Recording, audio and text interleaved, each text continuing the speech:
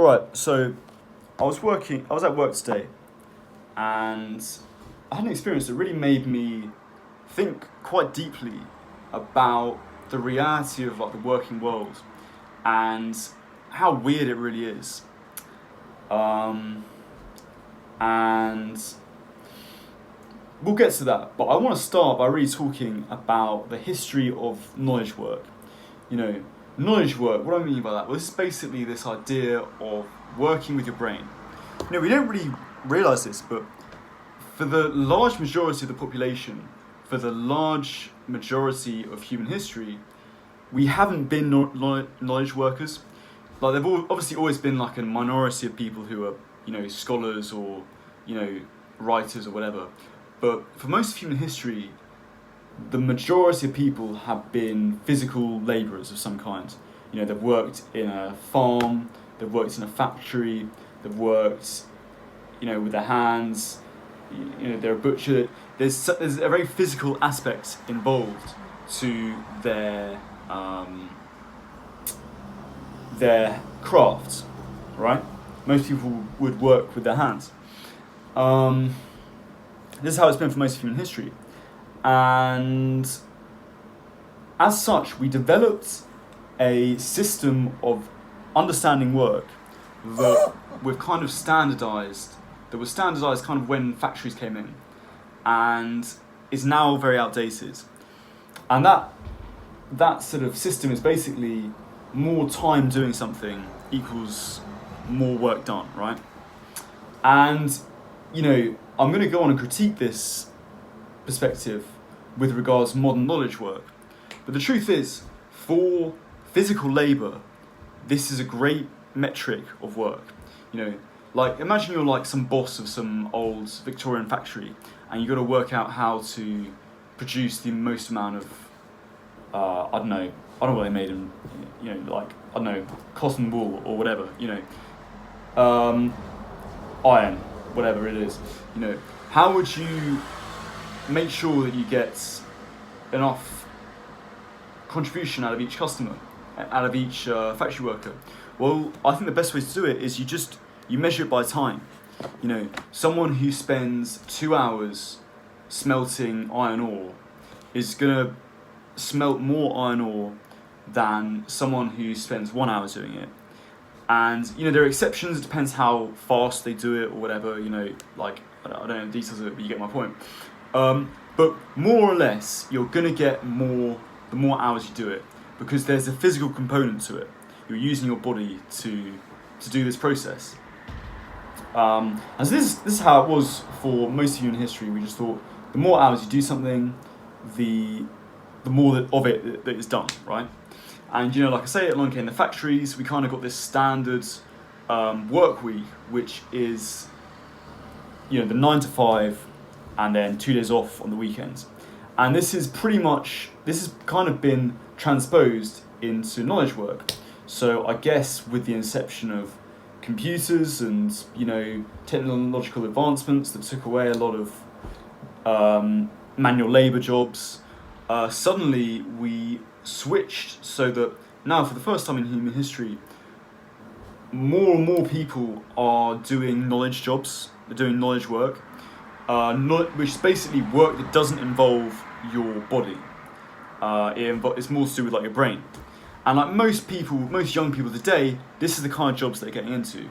It's in an office, behind a computer, doing something regarding that, right? But it's weird because we still have this we don't really know quite what to do about this.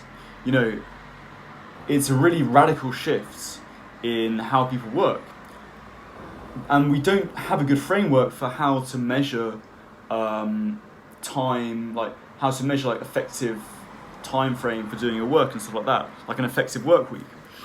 And so what we've done is we've just transposed the one that we had before onto the one we have now, which is the 9 to 5 work week. And in a sense, why wouldn't you? It's not necessarily obvious to people that we need to change the work week. And so people have just basically drastically switched the kind of work they're doing, but we haven't really switched up the work week. But this is a big mistake, and knowledge work, what I'm going to explain is that knowledge work is so different that we really need like a different way of doing things. So the trouble with knowledge work, the trouble with using your brain, is your brain doesn't really work like your body. Your body can kind of work in sort of shallowly for like long periods of time, doing manual labour. And it doesn't really wear out in the same, obviously your body gets tired, whatever, but you can physically do one thing with your body for quite a long period of time. But the same is not true of the brain. The brain doesn't work like this. The brain is much better when it works in like a very deep way, where it's just ultra focused on doing one thing. Have you ever had it in your life where maybe you've got to get some work done and you just really need to get it done, and you go into a kind of flow state where you're just not thinking about anything else and you're just focused on getting the task done, and you get like loads of work done, like a ridiculous amount of work done in like an hour. A lot of people have had this experience, right? And then also you get a lot of times where you spend ages just doing one small task, one small knowledge work task, and it takes you don't get that much done, it takes you ages to do it. And it's because you're in like a shallow state. So what I'm getting at here is the brain works in sort of deep work and shallow work, right? And if you've read these books, like you know there's this idea of deep work and shallow work. And basically it's much more worthwhile. All the really high value skills that you get paid most for are the deep work. So basically the modern work week for knowledge work should be set up to encourage deep work.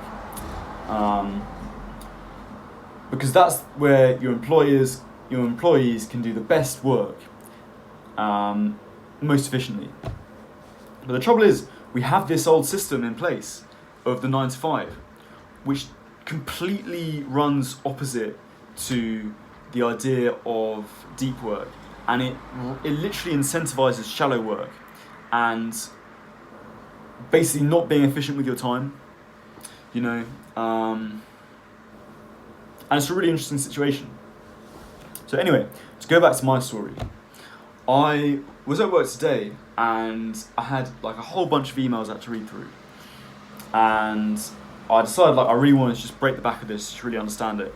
So I got out like a notepad and pen and I went into like a really deep workflow state. I didn't really mean to, but I was actually finding it quite interesting, and I was really getting into it, writing everything down. And about an hour or so passed, and I suddenly realised that my brain was getting fatigued. See, this is the thing about deep work, is you can get lots of work done in that time period, but you can't actually do it for very long. And what you need to do is take regular breaks every time your brain starts to fatigue. And obviously this isn't encouraged in the 9 to 5 work week at all. Like if it was my own projects that I was doing and I was noticing that my brain was getting fatigued, I would get up and go for a half an hour walk, or I'd do something that wasn't stimulating my brain, to let my brain rest and recuperate, and then get back to it and be back in that flow state again. But obviously you can't do that in an office. You can't just get up and be like, my deep flow state has run out, so I'm going to go for a walk for half an hour. Most people are so closed-minded, they don't even know these concepts exist. But it's so ironic, because it would be so much better for the company if they incentivized this kind of way of working where you're just focusing on deep work. And so I was literally sitting there like, I've accidentally gone into a flow state and I've done all this deep work, and now I'm just going to have to go and do some shallow work. And the shallow work is just like the emails, the Teams calls, all this kind of stuff that it just takes a lot of time to do, but it's just not really productive, And And office life is just full of all these constant emails, constant Teams meetings or Teams messages and stuff, and just menial tasks that just you don't really need to do. But I was literally like, there's nothing else I can do, So anyway, I was just really annoyed by that, and it just really made me think how silly the situation is, where we're always in these. Yeah, it just feels like companies are shooting themselves in the foot, and it's really frustrating. So yeah, that's my perspective on it, really. And yeah, thanks for watching, guys. If you click the top link in the description, I'm doing some one-on-one coaching at the moment, so it would be a pleasure to hear from you. Yeah, we can set you some goals, get you accountable, and I will see you in the next video.